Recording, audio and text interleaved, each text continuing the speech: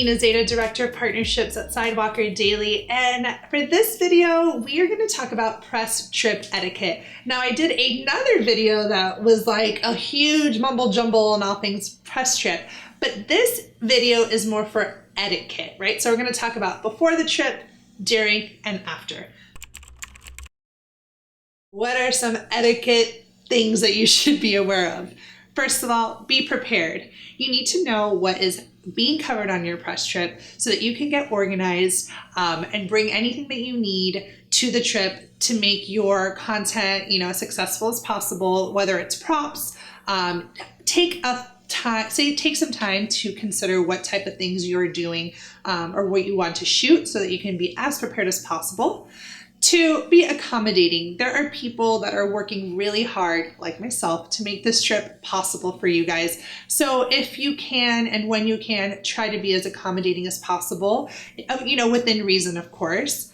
Be communicative. If you have special dietary needs or requests or things that you need, make sure you let your point of contact know before the trip, not while you're there. People need time to get things organized.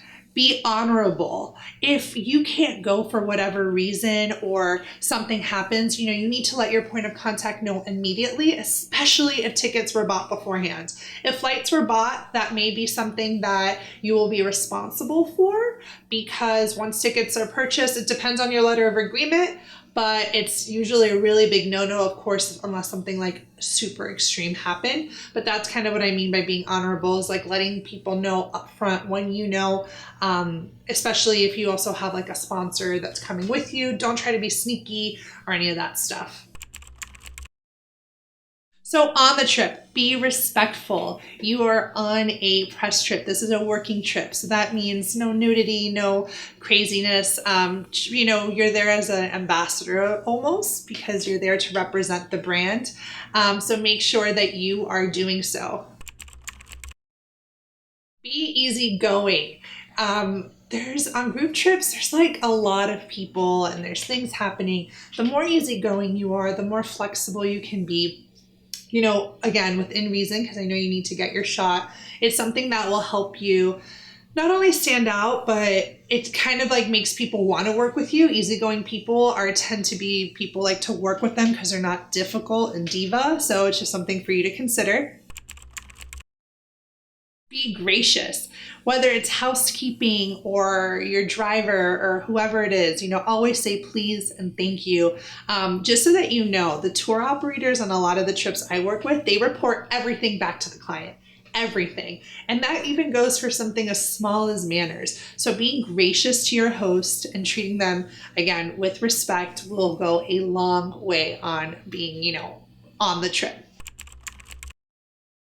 So after the trip, be timely. If you said you're going to hand in certain content by certain times or dates, make sure you get it in on time. There's nothing worse than being a client and waiting to see something and not getting it in on time. Set the expectation and stick to it. Be diligent. It is your job to track all your engagement, to track all the metrics that go into it, and especially the things that the brands don't have access to. So that's where you need to be super diligent, especially when you're preparing your social media recap and your report to give to them, so that you're making sure you're not missing anything, as well as having an opportunity to work with them in the future. Be professional. The more professional you are, the better. People, especially on the press trip side, there are, marketing execs and PR teams, and the more professional you can be, not just like, I work from home, I'm an influencer. If you can put yourself on their level, hand in everything organized, make sure all your I's are dotted and your T's are crossed. If you have a Dropbox folder, name it. Don't just have like random things mixed up. The more professional you are in how you treat your recap and after the trip, again, the more you're setting yourself apart and showing people that you are actually someone they want to work with in the future. And last but not least, be grateful. This goes without saying. Being on a press trip is an honor. There are not unlimited spots. They are things that that many travel bloggers want to go on and be on. And I hear it all the time. My students are like, my number one thing is I want to go on a press trip. So if you got to go on one, realize that you are in a special place in the game. It means people are inviting you. They want to host you. So be grateful, and just the little things. Make sure that you give that humanity off, that vibe, that when you're talking to the person hosting the trip, you show them how grateful you are for the opportunity. This is just a quick little video on our press trip etiquette. If you enjoyed it, have any comments, let me know below. I'll be answering them myself. Make sure you subscribe to our channel, and I will see you in the next video.